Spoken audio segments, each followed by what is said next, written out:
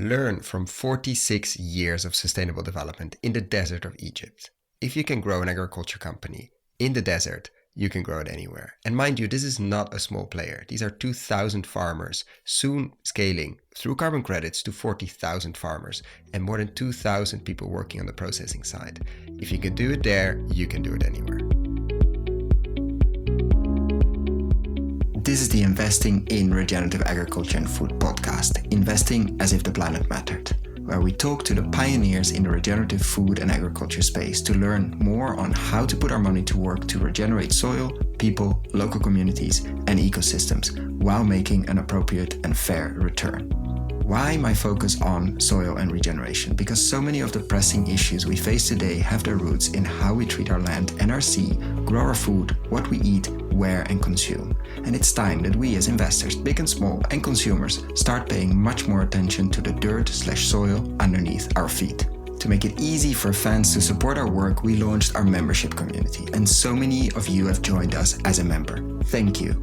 If our work created value for you, and if you have the means, and only if you have the means, consider joining us. Find out more on gumroad.com/investinginregenag. That is gumroad.com/investinginregenag, or find the link below.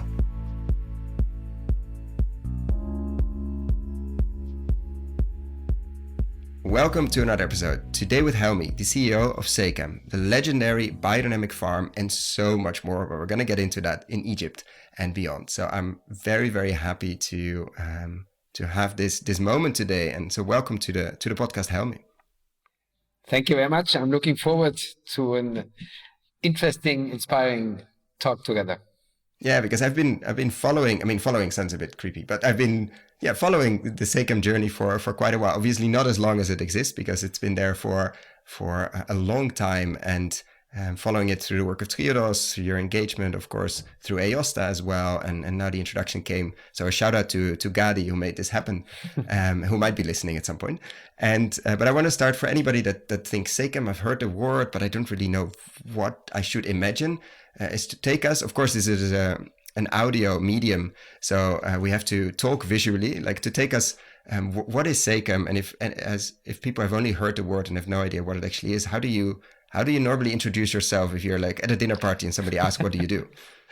I mean, SEKEM is the manifestation of a dream my father had some 46 years ago, when he was looking from Austria, where we were living, to his home country, to Egypt, to the desert in Egypt, to the challenges Egypt is facing, whether it's ecological challenges or cultural or social or economic challenges.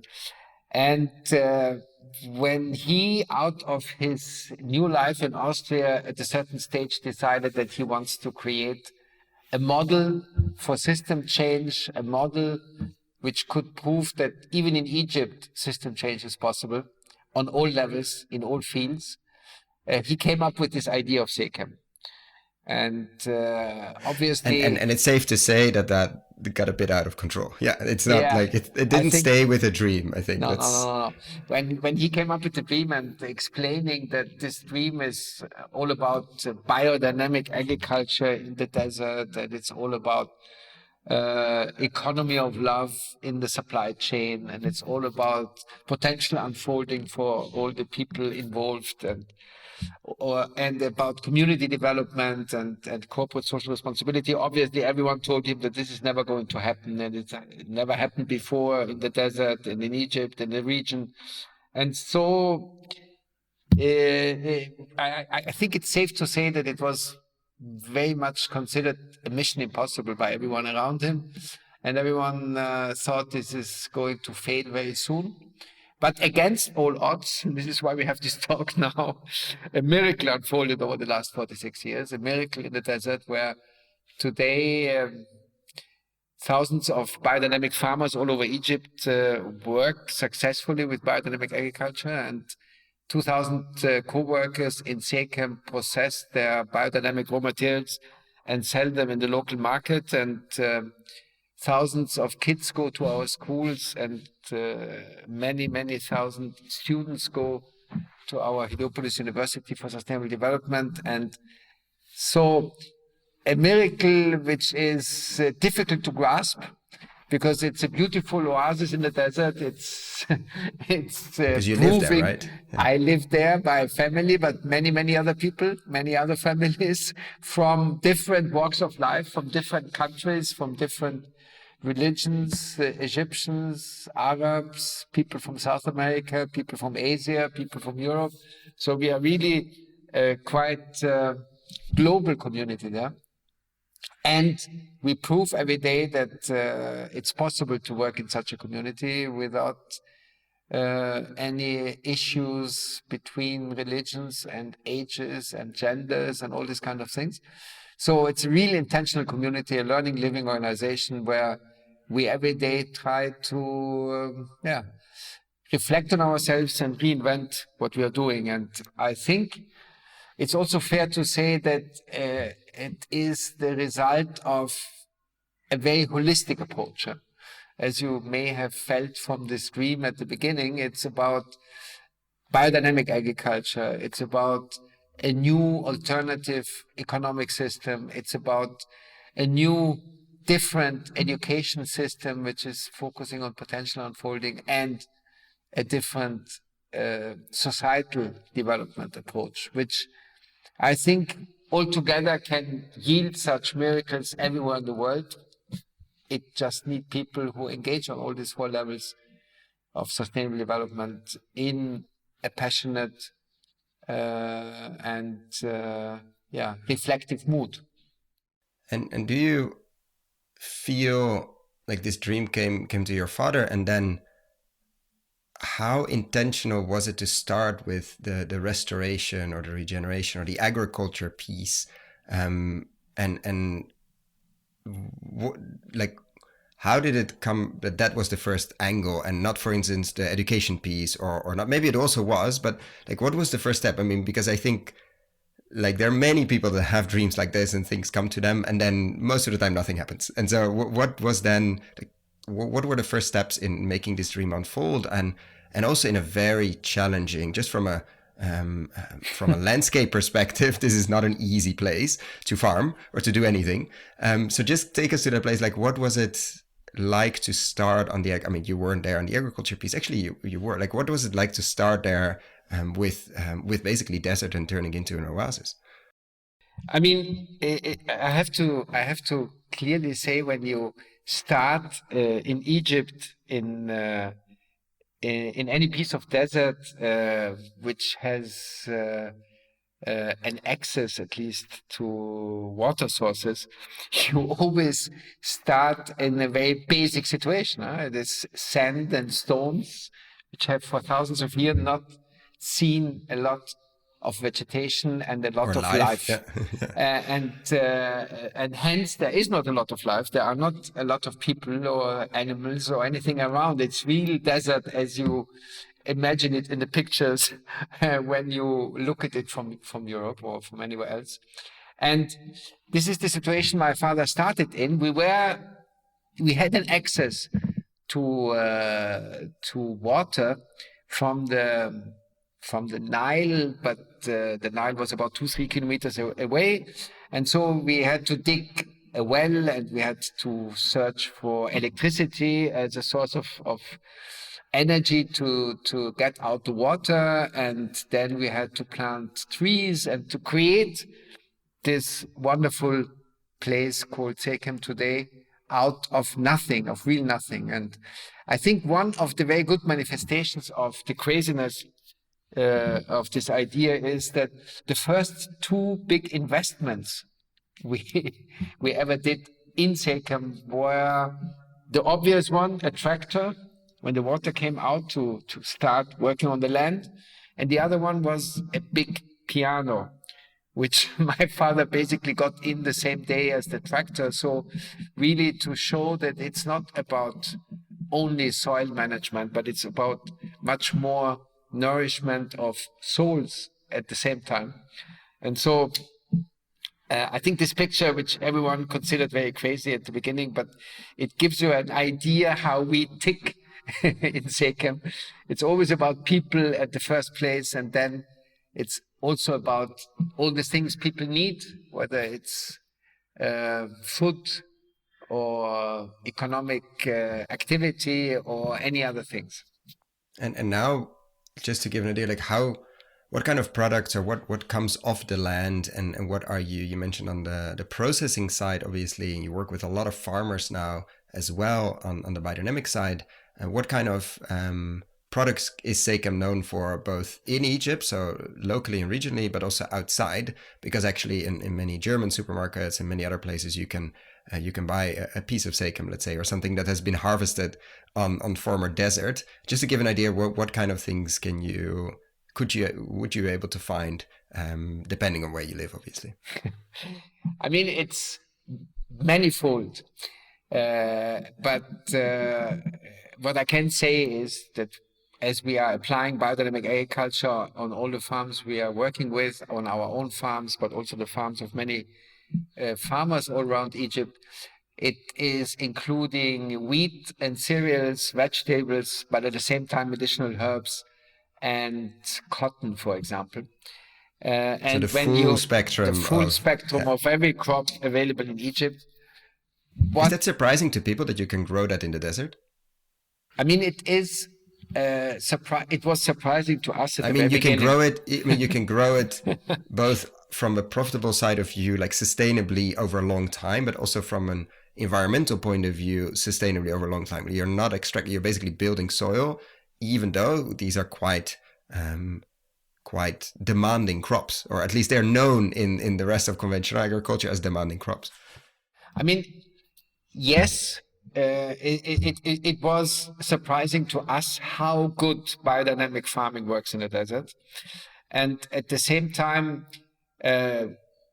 all these crops we are producing are crops which are used and cultivated in Egypt. So we, yes, over the years now have also cultivated some new varieties, some new things, but in the basic portfolio of plants is the same as every other farmer in Egypt would use in our area. And the wonderful thing is that with compost in the heart of everything, the black gold for the farmers, you basically can live dead, what seems to be dead soil. It's never dead, of course. And this miracle of watching white sand getting brown and black, sequestering carbon, getting a better water holding capacity, giving space for billions of microorganisms, handling salinity issues, producing healthy crops. It's quite an experience when you can really see it from the very beginning. It's spectacular to see what can be done in short period of time, actually in few years.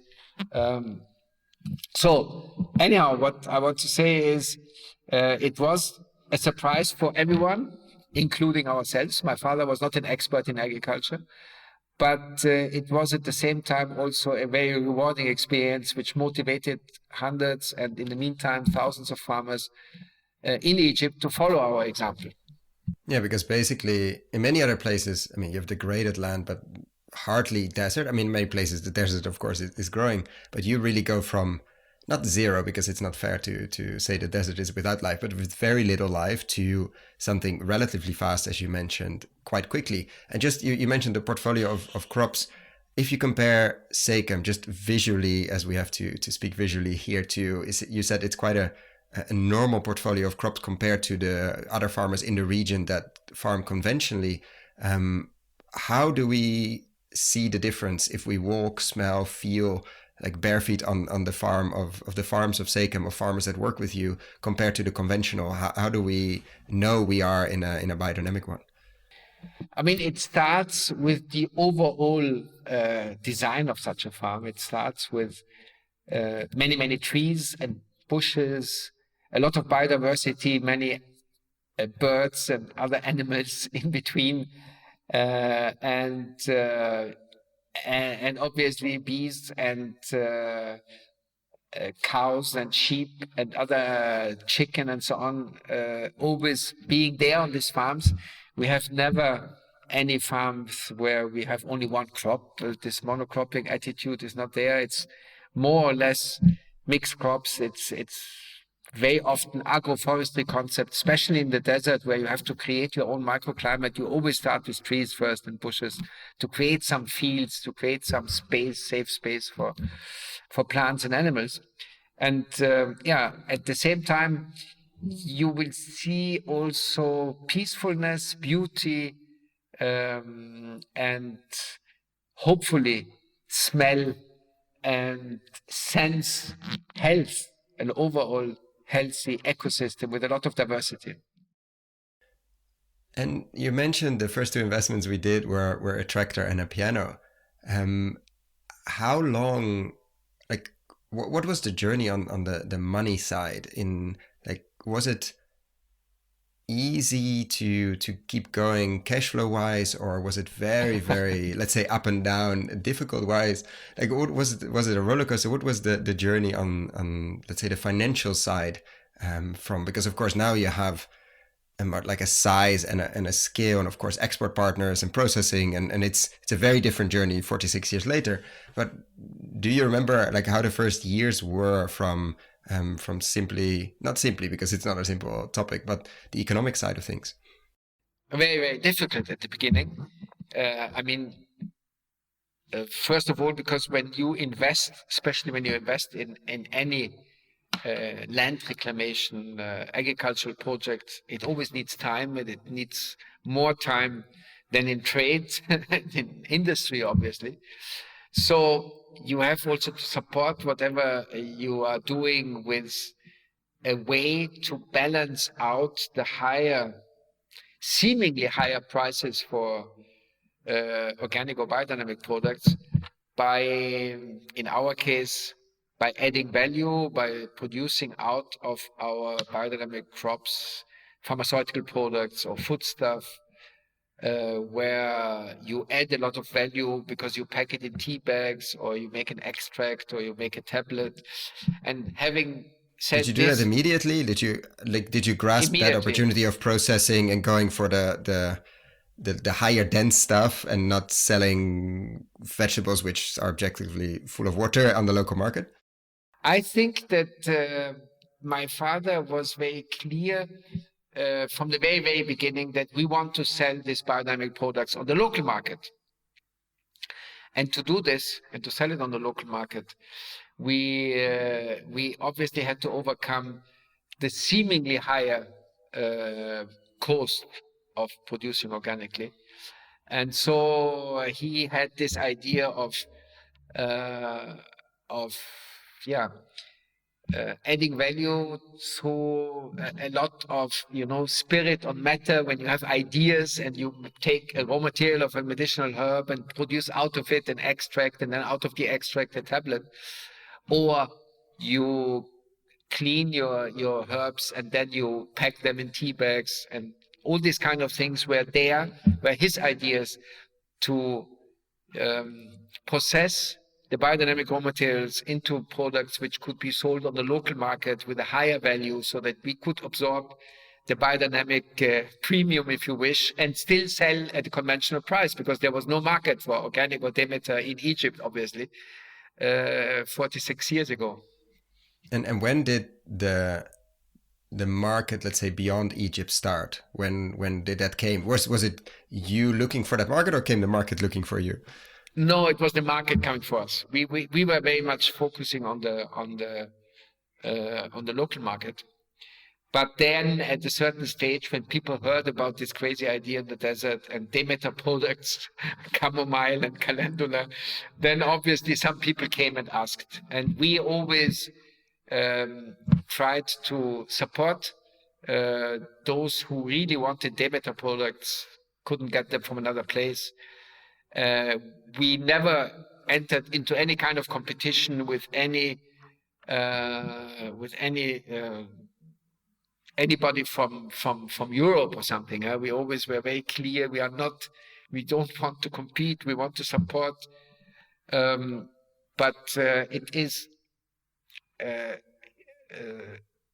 luckily still the case that we never were really exporting more than 20-25% of what we do.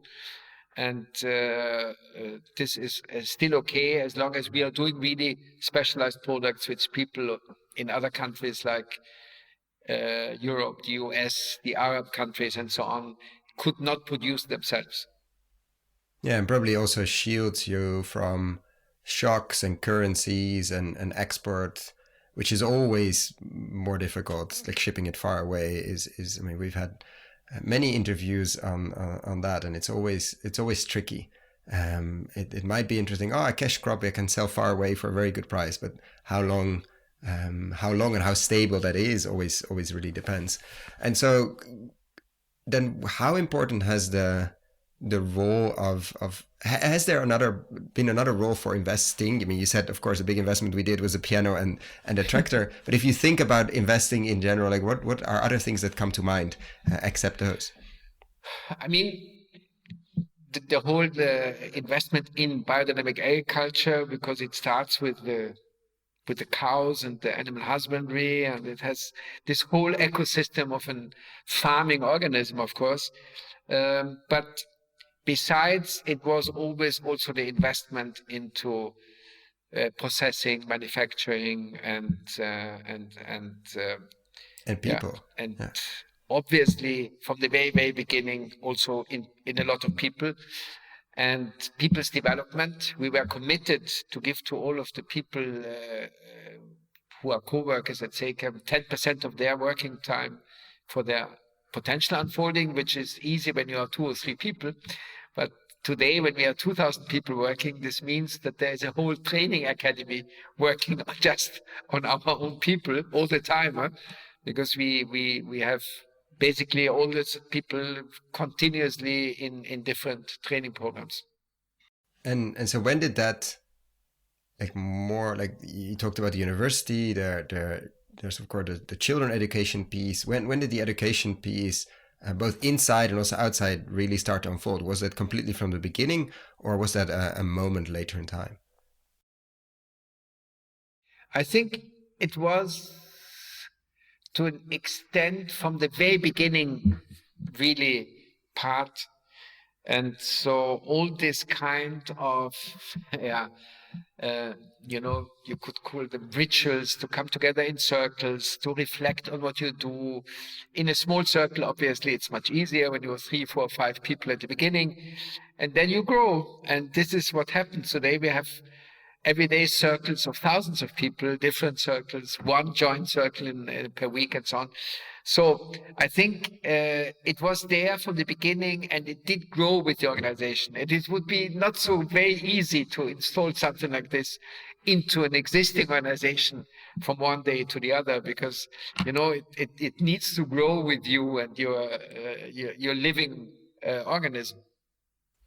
And I read somewhere what has been the role of outside finance or outside capital? I think you've done something with the IFC. Has that been important, or has it been mostly, let's say, self-finance from within in terms of cash flow, in terms of savings, in terms of what the organization organically could grow, which is of course also fitting. Like, has there been, what has been the vision there, or what has been the practicalities on let's say outside finance?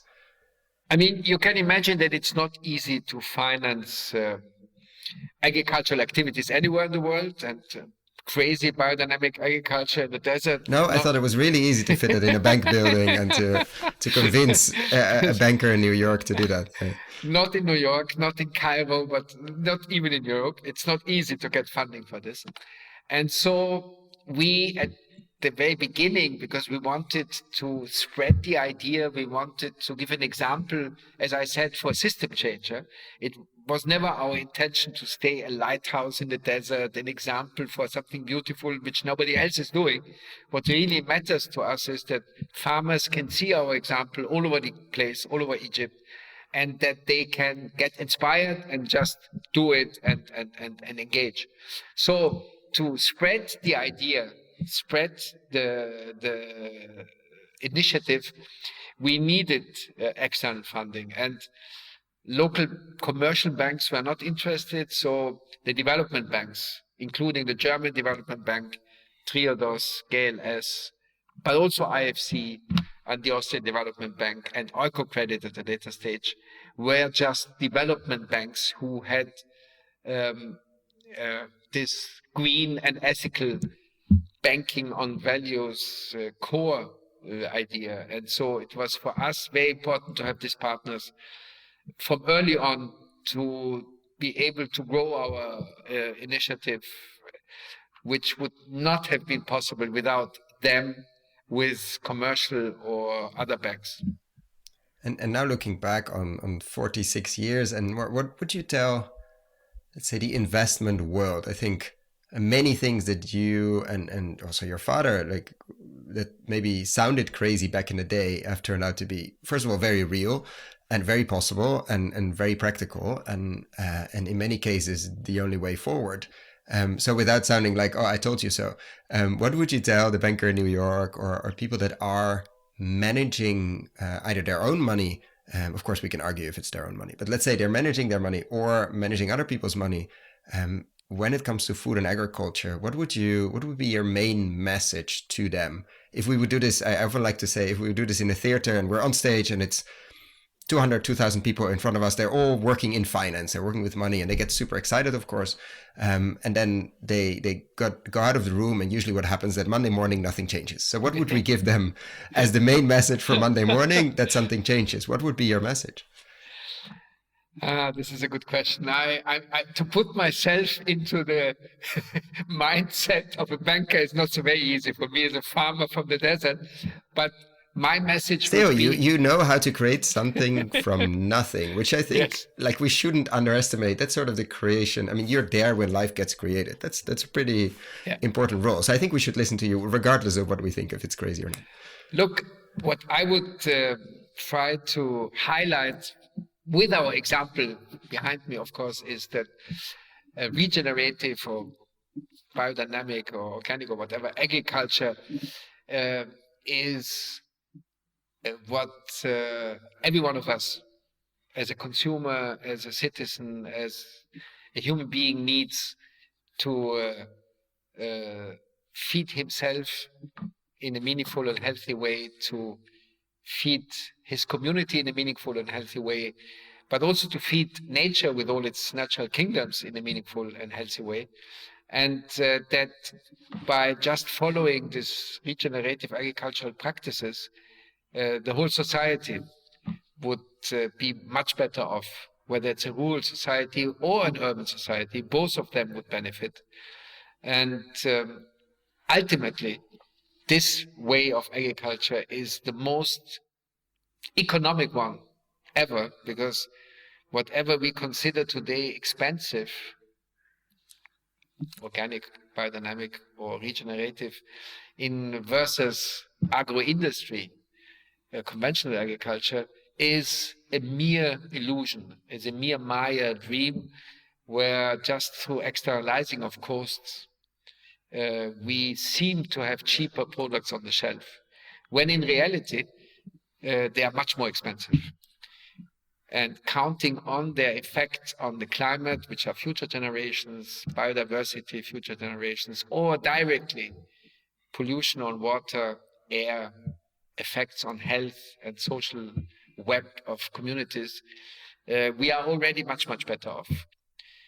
So food and the life forces of food are what we need, not also for a healthy life, but also for healthy thoughts and feelings. So it's the best investment ever. And where do you meet the most, let's say, skepticism or resistance? Or where, no, because for sure you've seen many, but what has been the most surprising skepticism or resistance that you've encountered? Because you do many talks, you travel a lot, you've met many people, and for sure you've had many people also visiting SEKEM. Like, what has been the most surprising resistance or skepticism? I think there are many folds, many different ways of resistance. The one which is the mainstream, in a mainstream thinking, in an Adam Smith religious thinking about natural science and materialistic and capitalistic ideologies, what we are trying to lay out as economy of love and sustainable development just seems so crazy and so much ahead of its time that people think this is a nice, crazy dream, but cannot survive, cannot work. So they all get inspired and passionate and love our food and buy our products, but they just think it's too crazy to be true. This is the majority of people, and they still believe egoism is the only real motivation for people, and profit maximization and shareholder value the real purpose of economic activity, and so on. Okay, so for them, what we try to prove with our example is just too far away from everything they believe in. And so I think we need to find a language which they can understand. Very often our language just does not reach them. Huh?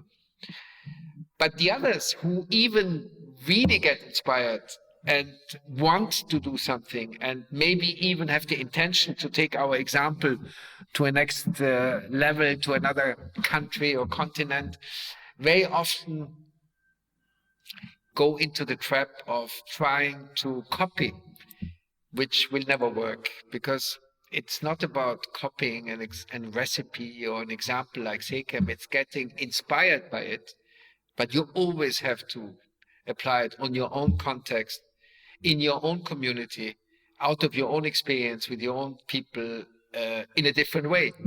Hopefully much better, but always different. And so it didn't work with those who do not believe our ideas, but it's also difficult actually with these thousands of people who come and get inspired and want to do something like us, that only very few of them are able then to really get this on the ground in their context. And is that also then triggers other skepticism, because they say, yeah, but it never repeats. So why is it just a nice dream? I mean, the most important, as I said, to get the mainstream on is to prove in their language that what we are doing is extremely efficient, productive, profitable, that it's even in their way of thought, very, very competitive. And this is where we, since 2017, really focus on. Since my father passed away and we developed this vision for Egypt 2057,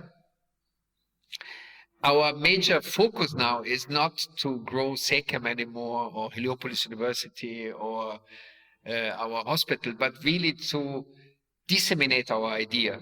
And to disseminate our idea means that we try really to translate these ideas we have into the language of people around us, into their way of thought, accepting that they look into a different world, see a different world when they wake up in the morning. And then, for example, in agriculture, how do you do that? Where do you start? Like, because you must lose some of the, or maybe quite a bit of the nuances. Like, that's a tension between sharing your vision and your world into, even in other languages is already difficult. Imagine only in like the extractive agriculture language. Like, talk to us through about how that works in agriculture, for instance, and what have you learned in the last 6 years on that? Because I'm asking for a friend, meaning also all the listeners, basically. Yes, I got it. Now, for agriculture, for example, when we did our relaunch of the idea, we want all 7 million farmers of Egypt to get into regenerative agriculture. Starting with the 2000 we have at the moment, it seems a very, very long way to go until 2057. And then we studied and asked ourselves, why isn't it happening when we have this example of SEKEM and the 2000 farmers, where everyone can go and see successful agricultural practices, healthy products, and so on. And beside many reasons which I don't think are really very important. Yeah, what do you see as the main ones? The main one is it looks more expensive, and many people consider organic or biodynamic or whatever more expensive. And it looks like from the consumer side or also from the farmer side? No, from the consumer side. The farmer is following the needs of the consumer. I think farmers, if they would see more demand for organic products, would luckily switch over. So that's a big piece to work on. But it's the consumer, And in reality, as I said before, it's an illusion, Yeah, it's an illusion. But this is what it looks in the. At the moment, this is what I see in the shelf. Like on the shelf, I see two sort of similar products. I mean, I'm doing air quotes. Nobody sees that. Sorry, similar products, and then I see a different price, and our simple brain sometimes goes for the cheaper one, unfortunately. Exactly, and so what I can tell you for our example, what we did. By studying this at our university, we did the true cost accounting exercise, which you know from Volkert very well, and exactly the same as in many, many other countries. Obviously, organic and biodynamic is much cheaper when you factor in all the externalized costs.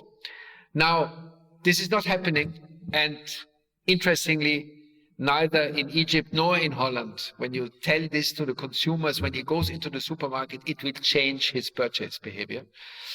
Opposite, whenever there is a tense situation and a war between Russia and Ukraine, then 20% of those who are in organic already will drop it again because they consider it too expensive. No? So what we are facing is 6% of people who are in organic and 94% who consider it too expensive, which is obviously a disaster. But in Egypt, it's even more than 94%. So the question was, how can we get organic or biodynamic products cheaper than conventional products? This would be obviously a lever for system change, because if in all the supermarkets the organic products are the cheaper ones, I'm sure many, many more consumers would switch. And quickly we could reach the critical mass and the tipping point, and then things would happen by themselves. So we looked into all these externalized costs and found actually that the one single factor where we think we have the highest possibility and opportunity to monetize some of the ecosystem services of farmers was CO2 certificates, carbon certificates. And so we did a comparison of biodynamic versus conventional farming in Egypt. When in conventional farming, every acre is emitting 5 tons in Egypt, so 10 million acres, 50 million tons of emissions in Egypt in the agricultural sector. In biodynamic farms, we sequester up to 15, 20 tons per acre. So per year? Per year. Wow. So this would mean that Egypt's farmers, if they would go to organic or biodynamic farming, could single-handedly offset all emissions of Egypt, or at least reduce them by 60, 70, 80% or something. But the question is, how can we monetize? So we developed our own economy of love agricultural carbon credit scheme, created a standard, created a registry, and started to sell these carbon credits in the voluntary carbon market. And guess what? It worked for us at SEKEM. It worked in the prototyping. Then we scaled it up to 2,000 farmers all over Egypt in 21 and 22. We launched at COP27 in Sharm el-Sheikh this idea and told everyone, look, agriculture can be part of the solution. Just honor farmers as climate heroes and give them a fair price for carbon certificates if they deserve. And guess what? Now we are upscaling it to 40,000 farmers for the next 2-3 years in Egypt. Which means there are 38, I'm doing the math in my head, 38,000 farmers that are going to be in transition. Am I correct? Or there already are somewhere in organic? The 2,000 are in transition. No. The 38 will start. These are farmers around the 2,000, but want to make the same transition. And the same transition means what? They go from a conventional to biodynamic farming. They sell, which is as we just heard at 20 minutes ago. That's possible, but a massive shift in terms of land, in terms of chemical exposure, obviously to them, in terms of feeling, in terms of the land physically will completely change in a couple of years. Exactly, and then they will sell their biodynamic products at the conventional price, so no price increase, no premium, so they can sell in their village for the price they were selling all all the if years. they want, or if they, I mean, depending, of course, how the organic market develops, but some might be also tempted, or rightfully No, we so, want the organic market to go to the conventional level. to go down. Wow. So to really help also consumers in Egypt who are much under pressure at the moment through high inflation and so on, not to pay a higher price. And then they get the CO2 carbon certification and carbon prices, which will increase their income 50 to 100% anyhow, which will enable them to live a better life, send their kids to school, and so on and so on. So, and I'm guessing cost will drop as well if you yes, turn and off. their cost, of course, if you factor this in, they are really cheaper than conventional products. So we will have no price increase for consumers. We will have healthy biodynamic products, better livelihoods, and a substantial service to mitigate climate change. And this is a win-win-win, which we hope. And who's buying them? Like, in a sense, because we hear a lot of discussion on the carbon credits. Is this the soil carbon credits as well? And who did you find in this market as well? Because I hear a lot of people also in the carbon credit markets, let's say, holding and waiting a bit because nobody knows what's happening in the world anymore. Like, how were you able to sell those credits already? I mean, we started obviously with our partners in the supply chain. We developed immediately a local version. So we have a platform on the Egyptian Stock Exchange so that Egyptian companies can also buy, because we don't want only to sell to Europe or to US. And then we are now also offering it, of course, to other voluntary carbon markets, wholesale markets, where companies who want to offset their carbon footprint can just buy the best available carbon credits in the world, which are the economy of love ones now. And it's actually a very fast growing market because we are all on the race to zero. Everyone wants to go to zero. Nobody can, as a human being or as a company, ever go to zero. So we all need to balance out our emissions with some sequestration from natural-based solutions, whether it's trees or soil or compost making and so on. Are you scared for a bubble, and that's on like the carbon market side, or not so much? I expect that for the next 30 years, when the whole world is on this race to zero, this market will continue to grow. And in the perfect world, I hope we do not need a carbon market, because I'm not particularly interested in carbon markets. I'm interested in healthy, good biodynamic products. And just by giving the right value to the biodynamic products over the price of the product, I think in future generations, we will not need to have these two markets. And by the way, we are working on biodiversity credits and other ideas to get some returns for our farmers, who are always the losers. Farmers for the last 200 years were always the weakest in the economic supply chains. But we want to make them again well off, well paid for their services and their efforts. And it would be great not to need now just this kind of shortcuts. Yeah, are you disappointed about the shortcut? Because your analytics suggested, like, look, we don't pay the full price for our products, or we seem expensive, but we're actually not, which is not fair. And it feels like, like we have to go around a bit to somehow find the opportunity of payment somewhere else. And is that being pragmatic and let's deal with what we have now? I think it's just a development phase. And because we want to take everyone in and we want to feed everyone in with biodynamic products, I accept that we are not all on the same level of understanding and income and so on. But it's a stage, and on the long term, I don't fear that this stage is not going to be there, because this is true cost accounting, what we are doing. It's not about a Maya bubble world we are creating, but it's a real cost for the world, for the next generations to come. And how to deal with this real cost maybe is something to be discussed or to develop. But at the moment, I'm quite happy to do it as we are doing it, and really supporting my farmers to come to a better income and producing better products. And is there a risk, like if these 38 farmers that start their transition soon, that if the market of the credits goes up and or down, etc., that they will at some point maybe be stuck in the middle of a transition and suddenly the payments are not there? Or how do you make sure this is not an amazing thing that starts and then gets stopped just before interesting things start to happen? Look, first of all, no risk, no fun. No? So we need to take some risks.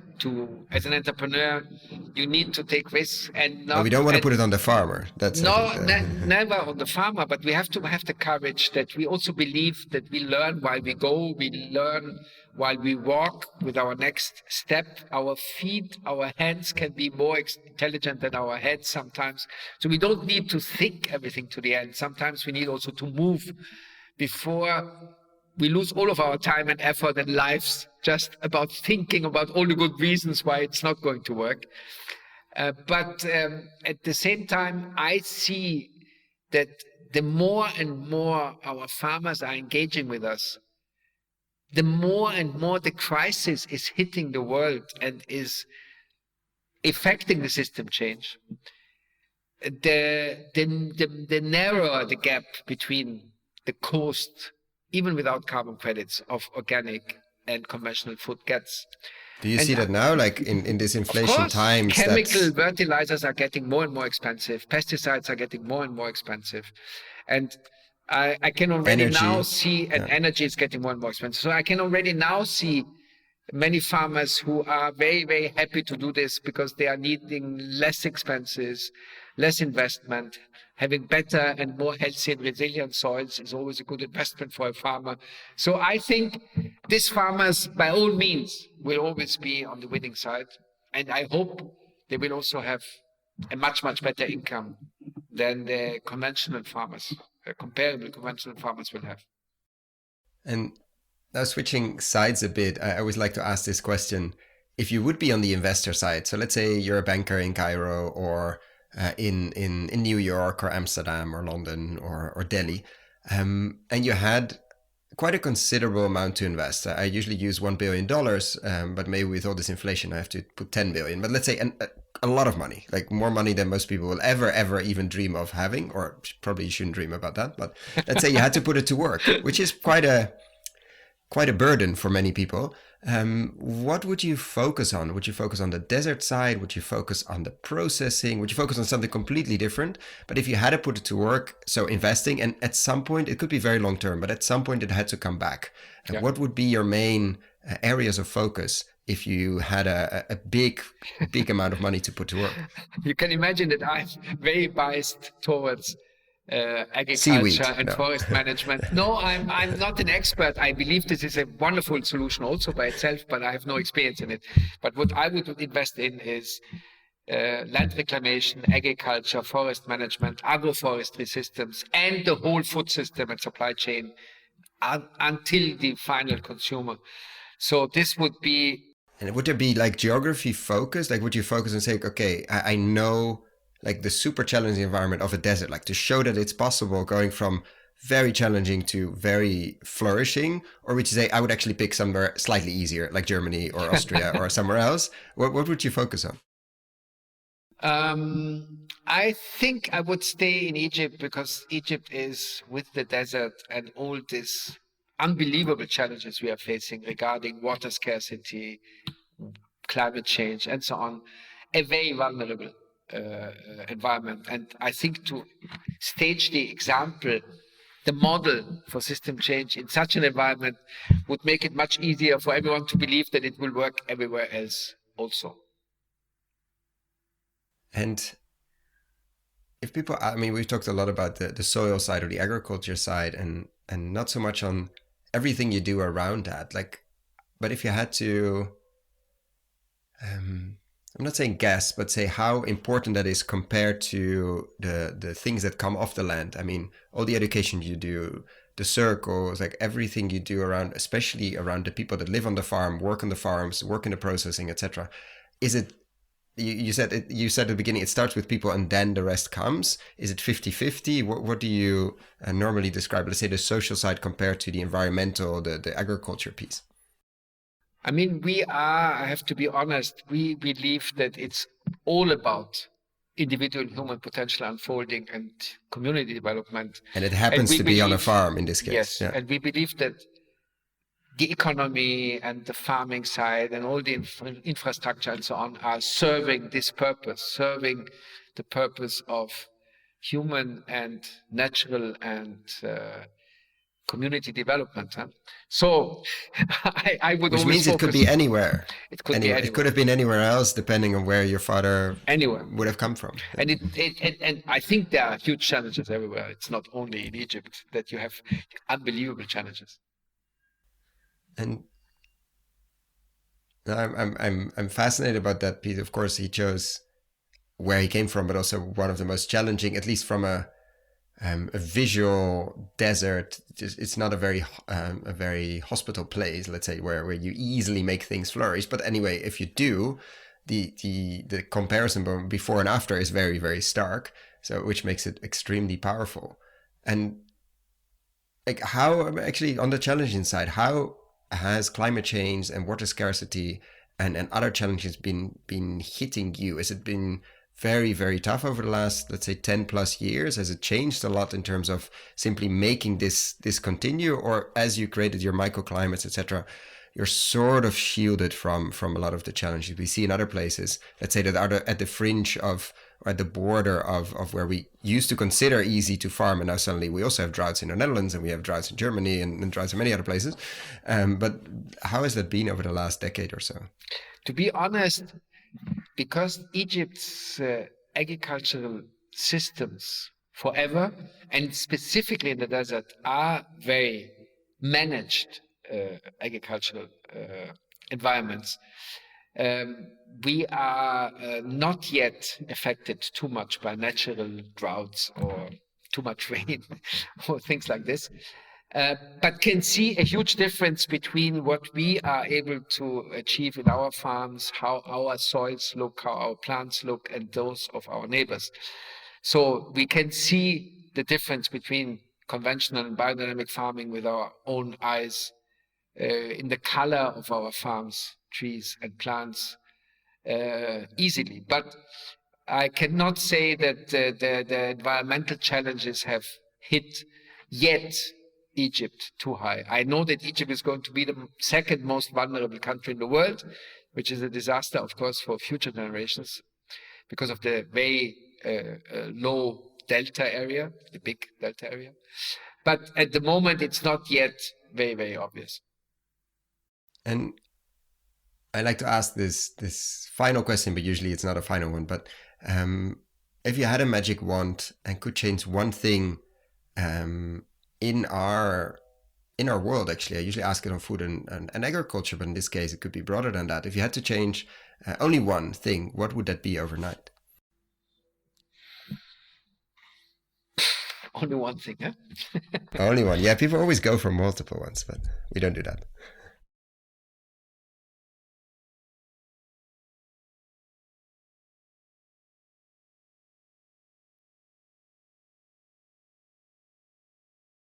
I think I would wish to see true cost accounting applied across industries, all economic sectors.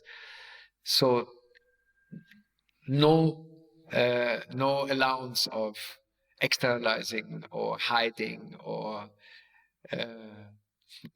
whatever, playing around with the real costs of goods and services. And do you see we're getting closer? I mean, there's a lot of conversation, discussion, some early experiments as well in some supermarkets in Europe, also some shops, to start at least have that conversation, what the real price should look like. Do you feel like we're getting any closer to justify, or to not to justify, to actually have more examples on that, or is it still very, very far?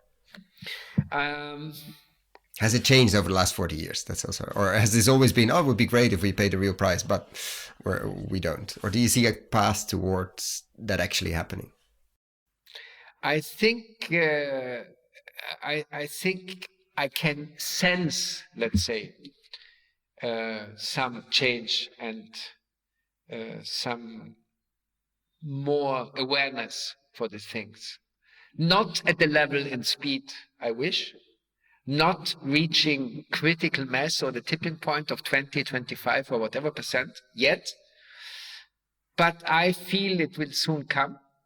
And things like our example with the carbon credits and so on could actually contribute. So I'm very optimistic. I'm obviously very optimistic and can see the change happening and coming. And that would sort of mean, then the carbon side of things, or the carbon credit side, would be especially interesting if food companies get involved in that, because then they would start to inset and start to actually be sort of forced to work with their farmers and suppliers. Do you see any of that already happening? I actually don't need as many of these carbon credits if I would be changing practices with my farmers or suppliers. I don't even probably know where it comes from, but let's work in my supply chain. I think it's coming, yeah. I think this whole focus on the climate question will create more awareness for more sustainable practices in all fields, all sectors, of course, but also in agriculture and food systems, yeah. And with food and ag, we have a lot of discussion or conversation, and maybe hope as well, for the nutrient density side of things. So the quality, that of course actually a lot of research suggests that that's true, but it's not such an of course for the general public. But healthy soil lead to healthy produce and healthy gut systems and healthy people. Do you share that excitement and optimism around that on the quality piece? Yeah, no, I would say yes, absolutely. I believe that there is a tight connection between the biome of the soil, the biome of our stomach, the biome of our soil, of our souls. There is this kind of connection, and I think that it really this One Health approach, which is currently a new fashion in the world of system change. I think it's happening, and it's getting more and more relevant. And I hope very, very much that more people will understand that our health is related more to our farmers than to our physicians. That our health, 65% of our health is connected to our food, not to our pharmaceutical products. And if we want to get more healthy, we have to change the food system, but we also have, of course, to change the system, how we live and how meaningful we live and so on. And that probably your father knew 46 years ago. So do you feel that it's different now? Like we are, because I have the feeling we have talked about this connection actually for quite a long time, but it somehow feels, but maybe that's just my little bubble, but that we're getting that there's a lot more conversation at least about that piece now. But I don't know if we're just kidding ourselves and hoping that will be the key for a lot more consumer interest for this type of real food, etc. Have you felt, and because I'm assuming the biodynamic movement has been trying to communicate this for a long time as well. Like, look, it is a different product. It's not the same. It's not only because we don't have the externalities or very different ones. There's something else in it. Do you sense that there's something different brewing there as well, or not yet? I sense that something is coming up. I cannot say it's on the high side, and I don't see it yet approaching even the critical mass point. Like the carbon credits are definitely. I think the carbon credits are more advanced, but it will come. COVID and Corona have opened a door into new questions in regard to the health of the planet, connection of the health of nature and health of humans and so on. So I believe, it's coming, but again, you know how it is, with all these early ideas. And do we need more research then, or do we also need like studies like you did with your university of how to communicate, or what the barriers are there? What do you feel like is missing for this idea to pick up speed and get to a critical mass? I think more research on the biome and the connection of the biome of our soils with the biome of our guts. And so I think a lot of more research will help to convince even those who are not inspired by these ideas, spiritual ideas of it, but we'll get it from the natural science point of view. Fair enough. I want to thank you. I want to be conscious of your time and thank you so much for, first of all, the work you do, but also for coming here to share about it and give us a mini look into your world. So thank you so much for joining us today, and thank you for all that you do. Thank you for this inspiring discussion, and looking forward to catch up again. Thank you very much.